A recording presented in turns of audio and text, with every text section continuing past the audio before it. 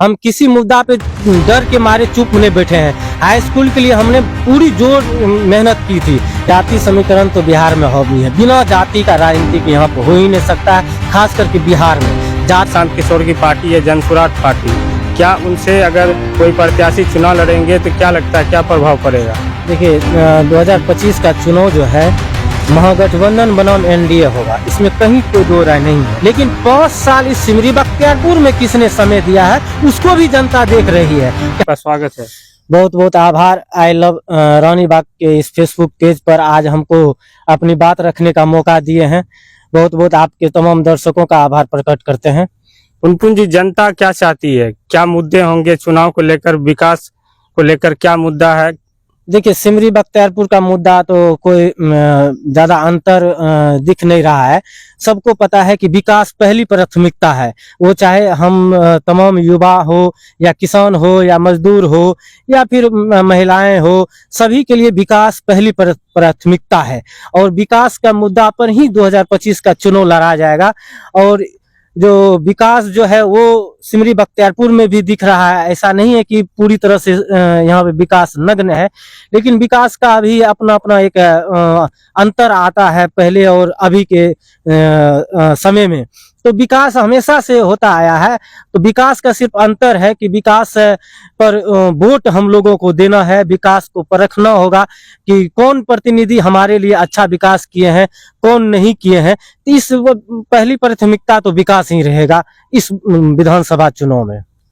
चुनाव के वक्त नेता सड़क पर दिखते हैं फिर गायब हो जाते हैं, क्या इस बार भी वही कहानी दोहराई जाएगी? देखिए ये बहुत ही महत्वपूर्ण प्रश्न है। इसलिए महत्वपूर्ण प्रश्न है कि अक्सर आज देखिए मेढक के तरह नेता दौड़ना शुरू कर दिए हैं। तमाम देखिए कि तरह तरह की पार्टी के द्वारा अपना अपना बैनर पोस्टर लगा के, लेकिन 5 साल इस सिमरी बख्तियारपुर में किसने समय दिया है उसको भी जनता देख रही है कि हमारे बीच हमारे दुख और सुख में कौन नेता आए हैं, कौन हमारे दुख और हमारे सुख में वो शामिल हुए हैं। तो ऐसी बात नहीं है कि सिमरी बख्तियारपुर के जनता जो है वो अंधकार में है। वो उनको सारा चीज दिख रहा है कि चुनावी समय में मेढक बनकर कौन कौन नेता आए हैं। तो इस समय जो है बहुत तरह की बातें होगी। चुनाव का समय आ रहा है तो चुनाव में तो तरह तरह की बातें करना इन लोगों का आदत हो गया है। लेकिन हकीकत में जो नेता इस सिमरी बख्तियारपुर को आगे बढ़ाने में दिन रात एक किए हैं, जनता उनको जरूर मौका देने का काम करेगी। लेकिन आने वाला समय ये बताएगा कि आखिरकार कौन जनता के हितैषी साबित हुए हैं। पिछले चुनाव में लोगों ने किस उम्मीद से वोट किया था और आज उनकी उम्मीदें टूटी है, हुई है या पूरी हुई? देखिए सरकार जो है नीतीश की सरकार रही है 5 साल से, एनडीए की सरकार, उसमें भाजपा भी शामिल है और सारे दल है, मांझी जी का पार्टी है। तो इस तरह से अगर यहाँ का बात करें सिमरी बख्तियारपुर विधानसभा के, तो यहाँ पे राजद का विधायक है यूसुफ सलाउद्दीन साहब और सरकार जो है वो एनडीए की है। तो एक तरह से कह सकते हैं कि जिस सरकार को विकास जिस तेज रफ्तार से करना चाहिए उस अनुसार से विकास थोड़ा धीमा हुई है। लेकिन फिर भी जो स्थानीय विधायक है वो अपने प्रयास से अगर यहाँ पे विकास कर रहे हैं तो ये अच्छी बात है, इसमें कोई दो राय नहीं है। लेकिन सरकार को अपने अनुसार से विधानसभा पर पार्टी दलगत भावना से आगे बढ़कर उनको विकास पे ध्यान देना चाहिए। बहुत सारी योजनाएं हैं, बहुत सारे यहाँ पे पुल पुलिया है, बहुत सारे शिक्षा के दृष्टिकोण से हो या स्वास्थ्य के दृष्टिकोण से हो या रोजगार के दृष्टिकोण से सरकार नाकाम साबित होती है। ये हमेशा यहाँ की जनता ने महसूस भी किया है। आने वाले समय में अपराध की भी यहाँ देख लीजिए क्या भूमिका है। दिन रात कट्टा लेके घूम रहे हैं लोग, लेकिन प्रशासन वहां पे जो है पूरी तरह से मूक दर्शक बनी हुई रहती है, कोई कार्रवाई नहीं होती। अनुमंडल देख लीजिए, ब्लॉक देख लीजिए, थाना देख लीजिए, हर एक जगह भ्रष्टाचार चरम सीमा पर है। इस पे सरकार को अंकुश लगाने की बहुत जरूरी है। और खास करके जो सिमरी बख्तियारपुर जैसे इलाका में बेरोजगारी जो है भरा हुआ है, बेरोजगारी पर ध्यान देना चाहिए। युवाओं को रोजगार कैसे मिले उसके लिए यहाँ पे उद्योग का स्थापना किया जाना चाहिए। इन तमाम चीजों पर भी विचार आज किया जा रहा है। बिहार में पलायन का मुद्दा गरमाया हुआ, इसको लेकर आप क्या कहेंगे? बिहार में तो जैसी सरकार है उस अनुसार से पलायन तो दिन रात बढ़ते जा रहा है।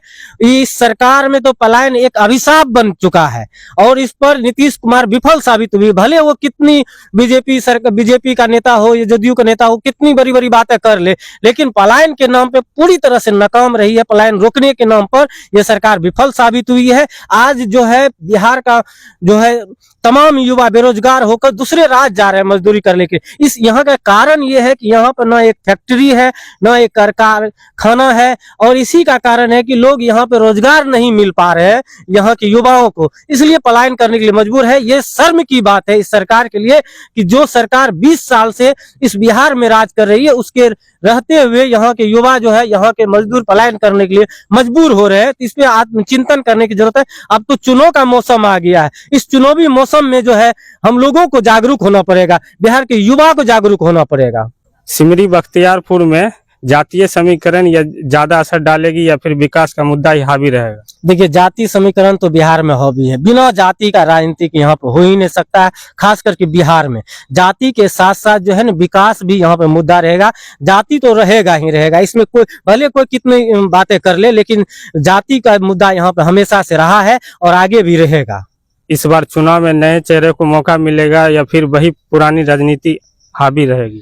देखिए, चेहरा तो हमको नहीं लग रहा है कि कोई यहाँ पे बदलाव होने वाला है।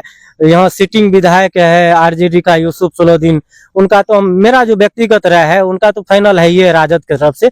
एनडीए की तरफ से नया चेहरा आने की उम्मीद हो सकता है, या फिर जो पूर्व के हैं वो भी हो सकते हैं।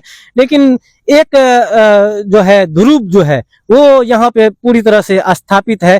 दूसरा के बारे में नहीं बता सकते, लेकिन कोई परिवर्तन हमको नहीं लग रहा है कि आखिरकार फिर चुनाव का है। ये बात भविष्य में है कि आने वाला समय में परिवर्तन ये इसका अभी तो आचार संहिता लगने के बाद चुनावी रंग में ढलते हैं। अभी तो सभी लोग, बहुत लोग टिकट के लिए ही दावादारी पेश कर रहे हैं। वो पेटी का पेटी पहुंचाने का भी काम करेंगे। किसका फाइनल होगा किसका नहीं होगा इसका तो गारंटी आने वाला समय बताएगा। लेकिन मुझे नहीं लगता है कोई चेहरा यहाँ पे नया आने वाला है। जो है उसी के बीच में से यहाँ की जनता जो है अपना विधायक चुनने का काम करेंगे। सिमरी बख्तियारपुर के युवा रोजगार और शिक्षा को लेकर लंबे समय से आवाज उठा रहे हैं। क्या आज भी पलायन एक बड़ी समस्या है या कुछ बदला हुआ है? देखिए, शिक्षा और रोजगार जो है और स्वास्थ्य, इन 3 चीजों पे बहुत महत्वपूर्ण बात गहनतापूर्ण हम लोगों को विचार करना चाहिए। खास करके सिमरी बख्तियारपुर में देख लीजिए कि शिक्षा के क्या स्थिति है। स्कूल की बद से बदतर स्थितियां हैं। कुर्सी पर मास्टर बैठ के सिर्फ पैर पर पैर रख के बैठे रहते हैं। और स्वास्थ्य के बारे में हम लोग सरकार में सिर्फ और सिर्फ जो है ना बड़ी बड़ी बातें की जाती है,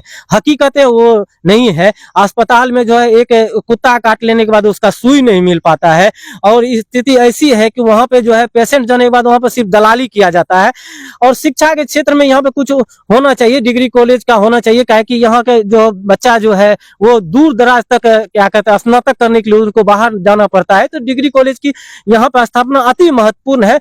और खास करके जो है और प्राथमिक शिक्षा में भी यहाँ पे सुधार की आवश्यकता है।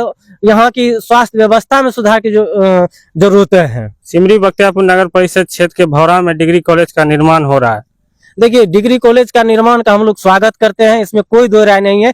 और खास करके भौरा मेरा गांव भी है, और इस भौरा में एक हाई स्कूल आने वाला था। उस हाई स्कूल को यहाँ से किसी ने लेके भाग गया, तो उस दर्द को हम लोग बहुत गहराई से हम लोग समझ रहे हैं कि आखिरकार मेरे इस गांव में स्कूल स्थापित होने वाला था। मेरे पास सारा पेपर है। उस हाई स्कूल के लिए हम लोग बहुत संघर्ष किए थे। एक नेता अपने आप को पता नहीं क्या समझ रहे थे। यहाँ स्थापित होने के बाद वहाँ पे फील्ड भी है और जमीन भी वहाँ पे पूरी तरह से था, सारी चीजें था, लेकिन वहां पर हाई स्कूल नहीं होने के लिए दिया। लेकिन उसके बाद हम लोगों को डिग्री कॉलेज वहां पे बनना शुरू हुआ है। ये हम लोगों के लिए गर्व की बात है। खास करके भौरा ग्रामवासी के लिए ये अति महत्वपूर्ण है। डिग्री कॉलेज हमारे वार्ड में बनना शुरू हुई है। इसके लिए जो है हम जो है बहुत गौरवान्वित महसूस कर रहे हैं। लगातार आवाज उठा रहे हैं। ऐसा नहीं है कि किसी हम मेरा चेक कर सकते हैं मेरा स्टेटस, हम किसी मुद्दा पे डर के मारे चुप नहीं बैठे हैं। हाई स्कूल के लिए हमने पूरी जोर मेहनत की थी, लेकिन सरकार जिसकी है, नेता उसका हो, तो सरकार उन्हीं का बात सुनती है ना, उसमें कहीं दो राय नहीं है। जिनका सरकार है वो चाहती है, जो जैसे चाहते हैं वैसे होता है, उसमें कहाँ दो राय है। लेकिन ये चीजें अच्छी बात नहीं है। आखिरकार हाई स्कूल हमको नहीं मिला, लेकिन डिग्री कॉलेज मिला, इसी से हम लोग संतुष्ट हैं। आने वाला समय बताएगा कि वो विकास के मुद्दा पे चुनाव जीत पाते हैं या नहीं, लेकिन आने वाला वक्त ही बता पाएगा। फिर दूसरे तरफ से एनडीए का उम्मीदवार अभी तय नहीं है, लोजपा का उम्मीदवार होगा या जदयू का होगा या किसी या मुकेश सहनी या कौन, बहुत तरह की बातें हैं। लेकिन आने वाला समय में हम लोग इस पे राय अपनी दे सकते हैं। अभी लेकिन अभी तो पलड़ा भारी है, जो वर्तमान विधायक है वही अभी यहाँ पे उनका है, तो दूसरा तो अभी है नहीं, दूसरा चेहरा अभी दिख नहीं रहा है। लेकिन फाइनल होने के बाद हम लोग राय दे सकते हैं किनका पलड़ा भारी है। लेकिन जनता के बीच जो है उन्हीं का चर्चा होता है, इसमें कहीं दो राय नहीं है।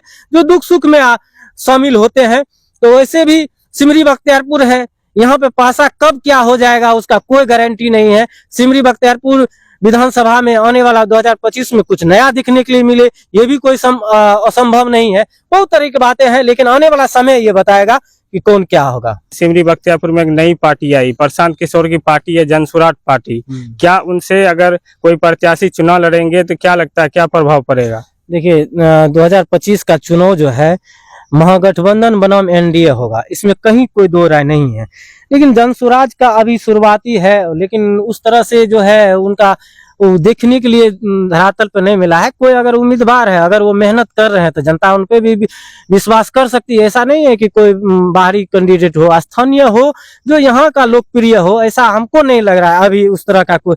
लेकिन हाँ, अगर जमीनी स्तर पे कोई मेहनत कर रहे होंगे तो दिखेगा आने वाला समय में। अभी चुनाव का तो ऐसा कुछ है नहीं, आने वाला समय में ऐसा होगा तो फिर देखा जाएगा। ऐसा एक नाम आता है शमीम अनवर, जो फैंसाहा के हैं, आईएएस पूर्व शिक्षक भी हैं। हाँ, उनको लेकर नाम आगे आ रहा बार बार, उनको लेकर क्या कहें? नहीं, हम जानते हैं यही फैसला का पहले शिक्षक थे आईएएस का, अभी वो जनसुराज से जुड़े हुए मेहनत कर रहे हैं।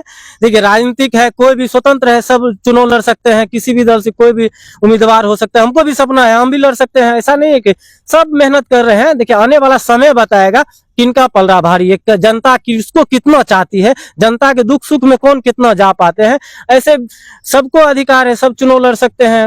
जनसुराज से वो अगर है तो अच्छा पढ़े लिखे इंसान है, ऐसा नहीं है कि मूर्ख है, तो आईएएस का शिक्षक रहे हैं तो अच्छी बात है। इस तरह के लोग को राजनीतिक में आना भी चाहिए। हम तो पहल करते हैं कि जितना पढ़े लिखे युवा है उनको भी राजनीतिक में आना चाहिए, उनको भी आगे बढ़ना चाहिए राजनीतिक में। राजनीतिक से दूरी नहीं बनाना चाहिए। ऐसा नहीं कि राजनीतिक गंदा अगर राजनीतिक है तो उसे पढ़े लिखे लोग को जाना चाहिए और उस गंदगी को साफ करना चाहिए। ये तो हम लोग को चाहिए कि जो युवा पढ़े लिखे हैं उसको राजनीतिक में आके राजनीतिक गंदगी को खत्म करना चाहिए। जो यहाँ पे एक तरह से उन्माद फैलाने का काम करते हैं, जातीय उन्माद फैलाते हैं, धर्म का उन्माद फैलाते हैं, दंगा फसाद की बात करते हैं, इन लोगों के खिलाफ हम लोगों को, जो पढ़े लिखे लोग हैं वो राजनीतिक में आएंगे तभी तो इस तरह के माहौल खत्म हो पाएंगे। वैसे भी सिमरी बख्तियारपुर है, यहाँ तो जनता अपने आप महान है, ये चुन चुन के एक तरह से प्रतिनिधि चुनती है। तो आने वाला समय बताएगा किसका कौन क्या है।